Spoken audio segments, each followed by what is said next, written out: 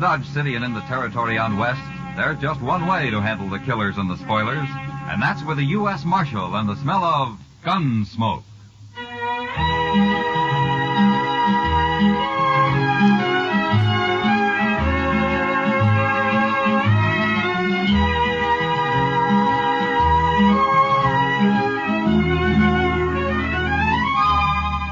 Gunsmoke, starring William Conrad. The story of the violence that moved west with young America. The story of a man who moved with it. Matt Dillon, United States Marshal.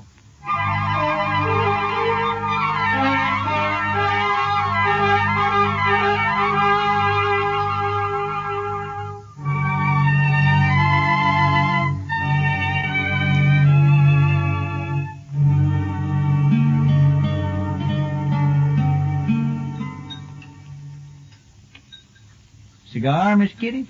You know I don't smoke in public, Chester. Oh, excuse me. Mr. Dillon? Thanks, Chester. Yeah, I believe I will. You know, for a Cowtown restaurant, this place serves the toughest steak I ever ate. Oh, you should have had the calf fries, Kitty. Well, next time, I certainly will. Say, that reminds me. When are we going fishing, Mr. Dillon? You said last week we might take a day off soon. All right.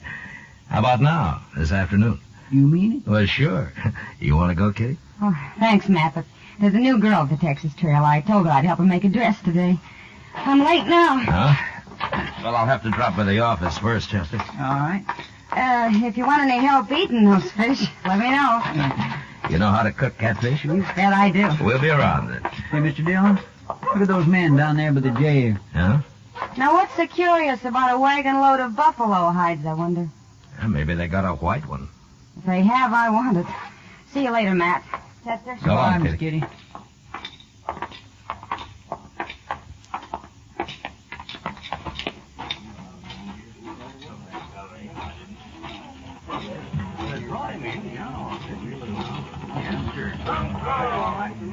This your wagon, mister? No, Gatliff's. I skinned for him. Oh, what are you doing here? What's the crowd for? Just curious. The other Skinner got hurt, and we brought him into the dock. Oh? What happens? He hurt bad? Bad enough. Gatliff didn't see any sense in bringing him into town at all. Me and the cook, we made him, though. Huh? Here's Gatliff now. Chester, go up to Doc. Maybe you can help, huh? All right, sir. How is he? Doc will take care of everything, Toby. Never mind that. How is he? Dead. Now, let's drive these hides on down the shed. I want to get them sold and pick up our supplies. Come on.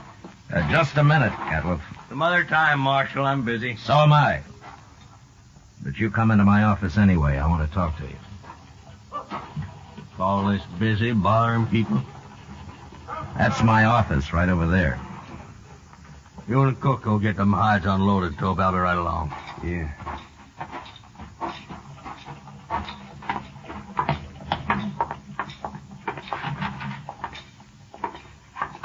Now, what do you want, Marshal? You new around here, Gatliff? Any law again? It depends. What happened to your Skinner? Billy? He hurt himself, that's all. He's dead, isn't he? Yeah, he's dead. Look, Gatliff, anything you don't want to tell me, I can ask Doc about. There's nothing to tell, Marshal. He got hurt and he died, that's all. When did he get hurt? Last night. And why didn't you bring him in last night? Them other fellas, the cook and Toby, they figured he was done for anyway and didn't want to bother, I guess. Is that so? You're the boss, aren't you? Sure I am. But you know how men are when they get out in camp, Marshal. You don't want to push them too far. They get touchy, kind of. What happened to him, Gatliff? How'd he get hurt? I don't rightly know, Marshal. He was alone in camp, and when we got there, he'd gone and burnt himself. Burned? Burned with what? Hot lead, Marshal. Spilt it all over him. Oh, you mean lead for bullets, huh? That's it. Cooking up lead in a fry pan. That was one of Billy's chores, to make my bullets. He always was a mite clumsy. He sure messed himself up this time. There must have been a lot of lead. 50, 60 pound, I reckon. Oh, there you are, Mr. Gatliff. Doc Adams is looking for you. What does he want? Well, see, that man of yours, Doc's all through with him. He says you can bury him now. Oh, no. I ain't paying for no burial. He's just a Skinner I hired. Don't even know his last name. You're his boss, aren't you? You brought him in. And that's all I'm going to do for him. I ain't paying you $1. Not $1. Nobody's asking you to pay me. But you can't just leave the man in Doc's office. Somebody's got to bury him. He's just a bum who worked for me. He's not my father. Oh, all the stingy Hold it, things Chester. I... All right, Gatliff. We'll take care of him. You can go now. He caused me trouble enough. I don't want to hear any more about him ever. Well, that's about the most unfeeling man I ever did come across. What about that Skinner, Chester? Tell me. Oh, I swear it was terrible, Mr. Dillon. He was burned all over his head and his face and across his chest. Doc said he don't know how that fellow lived as long as he did. Could he talk? Doc told me he couldn't say a word. Well, how do you suppose it happened? Why, hot lead. Had a whole pan full of it, from what I hear. Yeah. 50 or 60 pounds of it. That much? Well, I can believe it. I can't. What man's going to pick up 60 pounds of molten lead and spill it in his own face? That's the most stupid story I ever heard. Well, say now, I hadn't thought of that. Mr. Dillon, you're right. Of course, there's another way it could have happened. What's that? Somebody could have pushed his face down into it. Oh, my goodness. Who? I don't know. Gatliff, or maybe Toby. You know where Toby went? Well, no, I don't. But him and the cook probably went over to the Alfraganza to drink up their wages. Yeah. All right. Go do something about burying that man, Chester, will you? I'll be back later. All right, sir. I'll tend to it.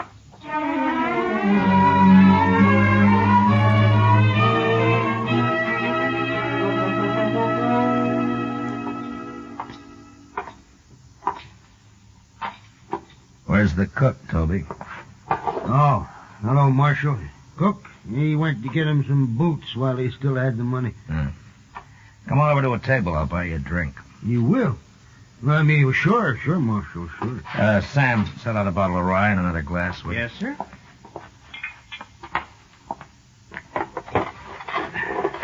Come on. Yeah.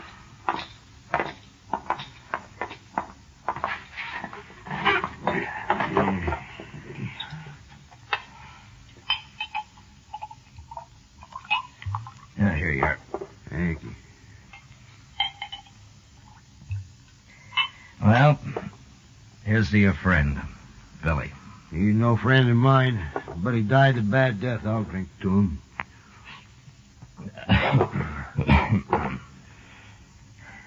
Tell me something, Toby. How did he and Gatliff get on?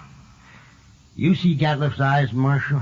Yeah, I did. He's got powder speck shot into them. They look like turkey eggs. Yeah? You don't get on with a man like that. Yeah. Well, why do you work for him, then? Marshal, I get 25 cents a hide, and I can skin over 20 buffalo a day. But I've worked for hunters who couldn't kill enough to keep up with me.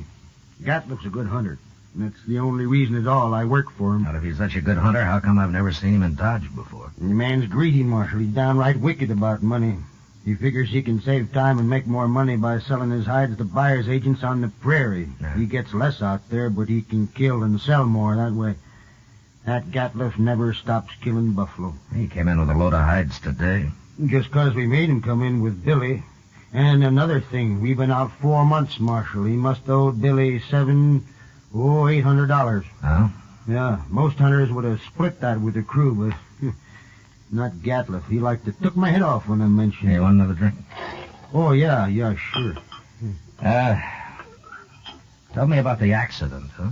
Well, Billy was melting lead in a fry pan, and the way I figured he must have tripped somehow, fallen smack into it, and when we rode in, we found him rolling around on the ground. That's all I know. When who rode in? Me and the cook. The cook skins on days Billy's making bullets. Where was Gatliff? Oh, he went in just ahead of us. How long ahead of you? Not long, maybe about 20 minutes. Then he found Billy first, is that it? Yeah, so he did. I hadn't thought of that before, Marshal. So that's why you've been asking so many questions. Well, I wasn't sure, Toby, but I expect you're telling the truth. The cook backed up your story. Sure, I'm telling the truth. That's what happened, all right. Yeah, Gatliff killed him. He murdered him. Any idea why he would? Well, sure I do. There's only one thing Gatliff wants, and that's money. He killed Billy just so you wouldn't have to pay him his wages due. Yeah, maybe. Why don't you arrest him, Marshal? Yeah, there's no real evidence, Toby, not at all. And it's bad for the law if I arrest a man and later he goes free. Unless he's innocent, of course. He ain't innocent.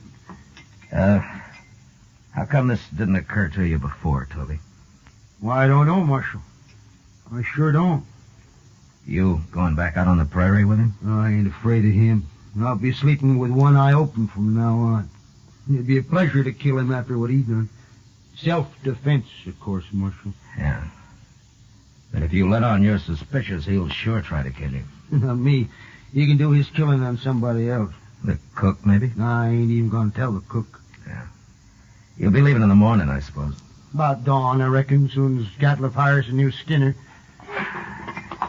Now, the bottle's yours, Toby. Oh? And, good luck. Well, I sure do. Thank you, Marshal.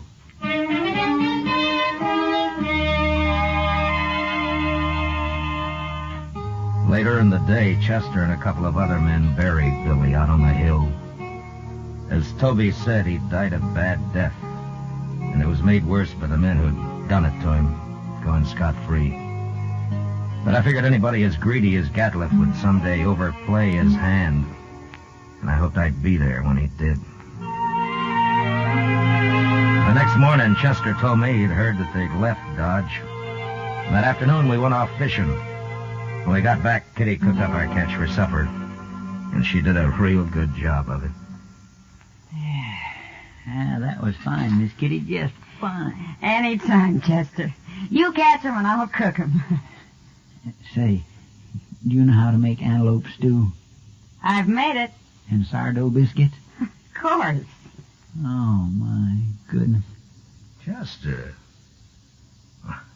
you sound like you're about to propose. Oh, my gracious. No, Mr. Dillon, my. Why, Chester, I always kind of hoped. Oh, I didn't mean... Well, that is... I mean... Well, mercy, well, who'd marry me anyway? You ever ask anyone to, Chester? Well, yes, ma'am, once I did. Well, what'd she say? She said she would. She said yeah. Oh, what happened? Marshal Dillon here. Yeah, come on in, mister. They sent me after you, Marshal. Nusser camp across the river. Oh, what's the trouble? A man got knifed over there. Killed.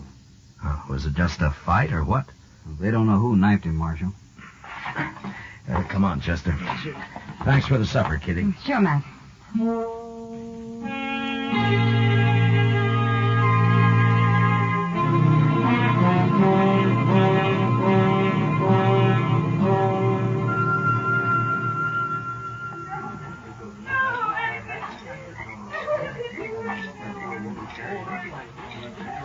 He was knifed in the back, Mr. Dillon.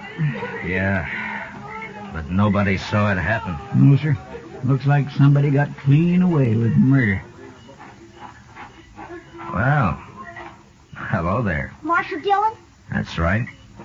What can I do for you, son? that man that's dead. Huh? What about him? Well, go ahead. You can tell me. I saw him get stabbed, Marshal. You did? Well, where were you? I was looking for berries over there. I heard him arguing, and I sneaked up just after he'd done it. They were all alone. Who was the man, son? Did you know him? No, sir, but he was big and kind of dirty looking. He had a buckskin shirt. Anything else you remember? He had funny eyes, Marshal. They had spots in them. It's Gatliff, Chester. I declare it sounds like him, sure enough. Son, how come you didn't tell anybody about what you saw? I was afraid to, till you came, Marshal. It's all right.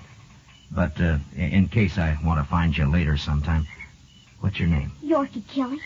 All right, I won't forget that, Yorkie. And thanks for telling me about this. Oh, sure, Marshal, anytime. Well, I hope there won't be a next time, Yorkie. Goodbye. So long, Marshal. Goodbye.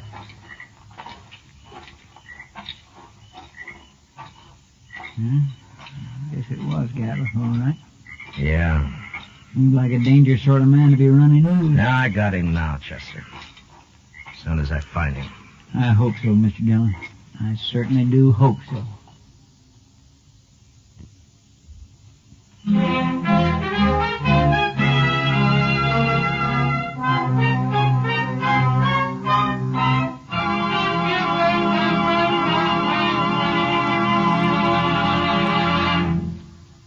return with the second act of Gunsmoke in just a moment. But first, tomorrow night, Frank Lovejoy stars in the remarkable talent of Egbert Haw on CBS Radio's Theater of Stars.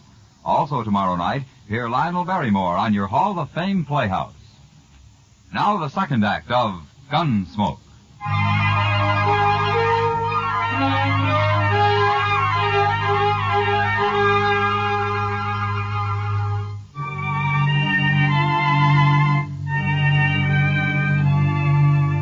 Since Gadliff would figure nobody had seen him, it wasn't likely that he'd run. And anyway, there wasn't much sense in trying to track him down in the dark.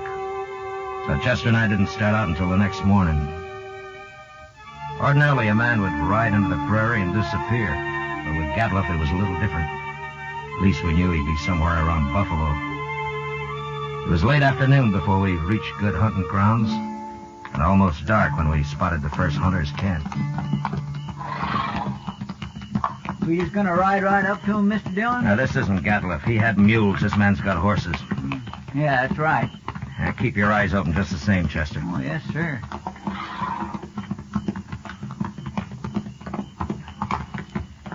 Get down, stranger. Thank you.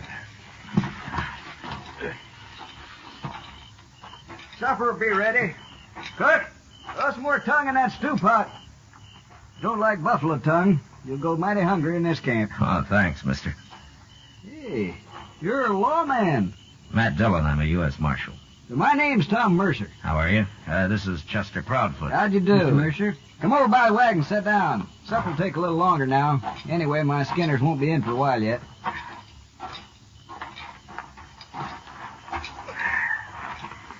Well, how you doing, Mr. Mercer? Oh, fair, Marshal, fair.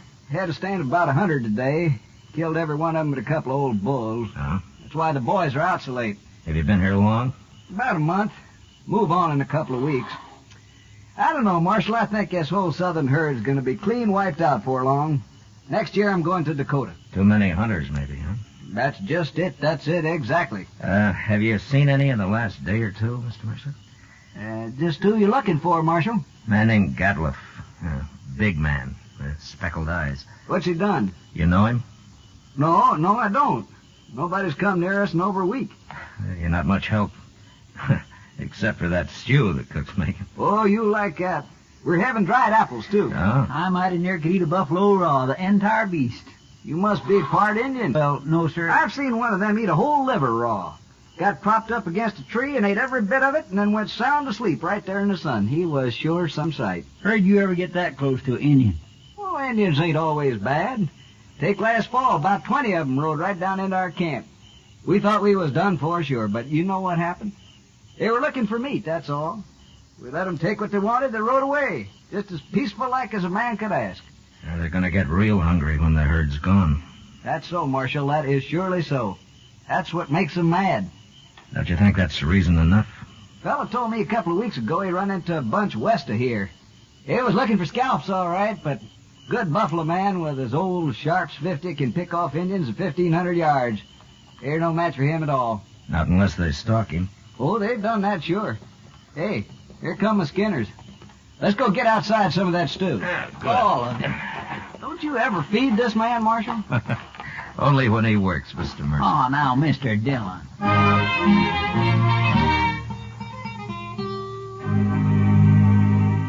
We spent the night in Tom Mercer's camp. And at dawn, just after breakfast, we said goodbye and rode on west. There was a lot of country out there, and all we could do was ride through it till we ran into him. In the next 2 days, we met plenty of hunters, but we didn't find Gadliff. About noon of the third day, we cut the trail of a wagon train and figured that it'd be that of a hide buyer's agent who'd come into the field to do business on the spot. And an hour or two later, we saw him. A long string of ox-drawn wagons piled high with buffalo hides. And there was a man on horseback leading the train. We rode up to him. Hello there. Well, that's quite a load you got, mister. 10,000 so far. But what are you doing way out here, Marshal? I'm looking for a hunter named Gadliff. You know him? Sure I do. Just picked up a load from his rick early this morning. Is he in trouble? Yeah, he sure is. Where is he? Straight south here a couple of miles. Can't tell you exactly. He moved opens around a lot. Well, that's close enough for us. Thanks a lot, mister. Sure, Marshal.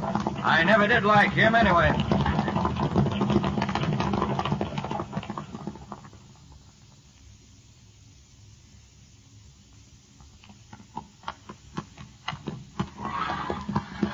There's an empty rick over yonder. That must be it. Yeah, but he's moved his camp. Not far if it was just this morning. Chester, what's that out there? Where? Hey, that looks like a man. Come on, there.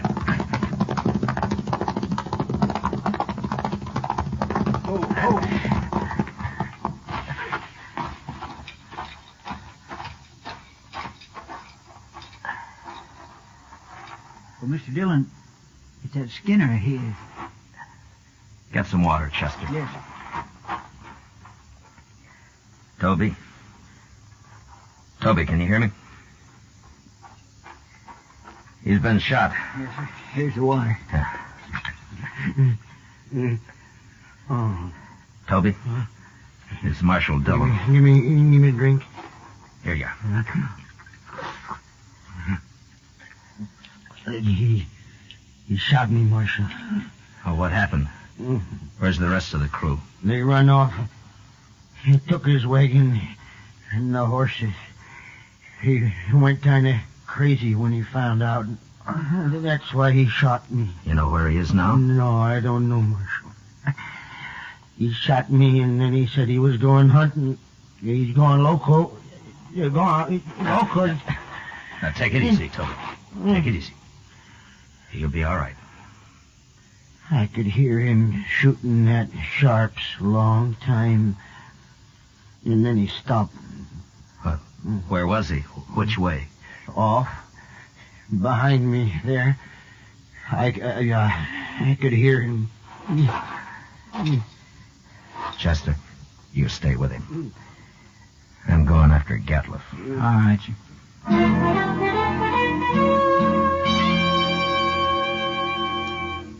Off in the direction Toby had indicated, there lay a large, isolated hollow surrounded by low ridges.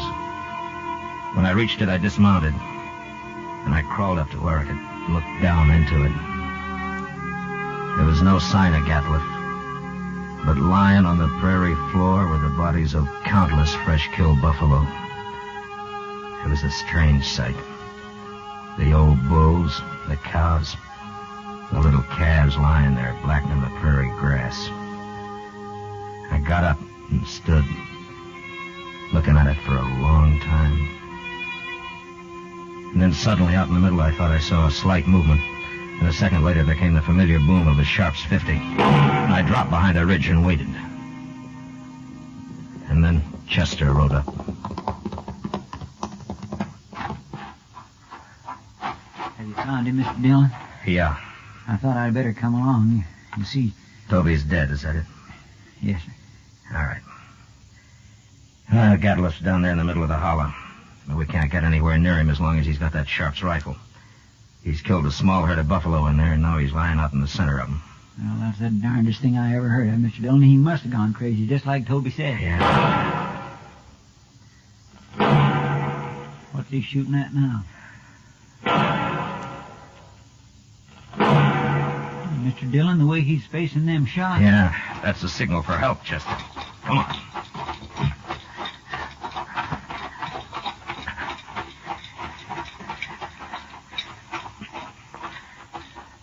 Say, maybe this is a trap. Be ready to take cover behind one of these animals. It might be.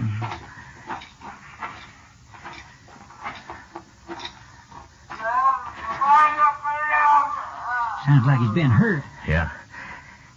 Keep your head up.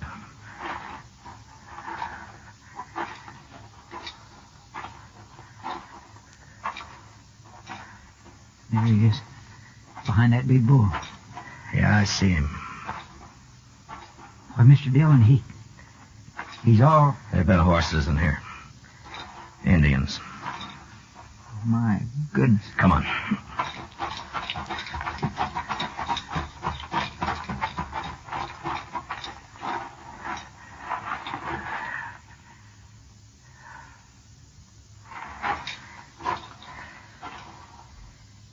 Well, that was his last effort, Chester. He's dead now. Mr. Dillon, that's awful. Yeah. Come on, let's get out of here.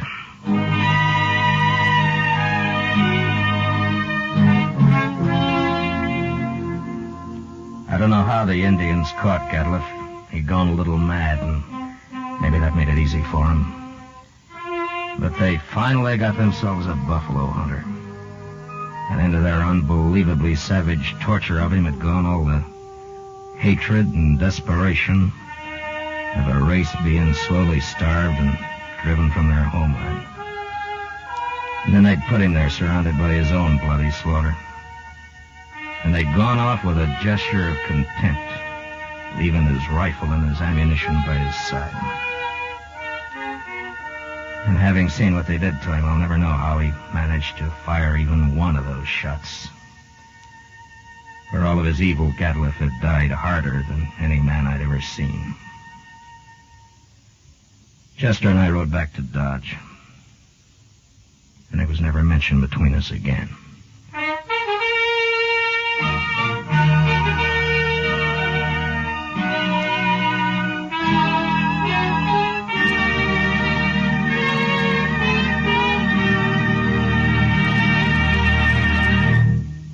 Gunsmoke, under the direction of Norman Macdonnell, stars William Conrad as Matt Dillon, U.S. Marshal.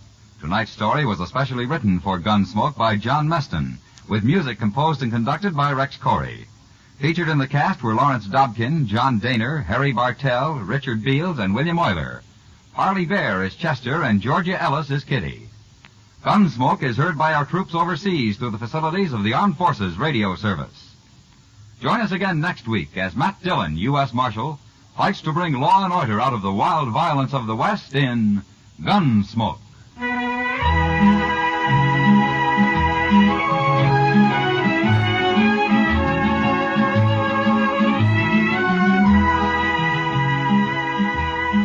Monday night on CBS Radio, hear the concluded suspense production of Shakespeare's tragic drama Othello, starring Richard Widmark, Elliot Lewis, and Kathy Lewis.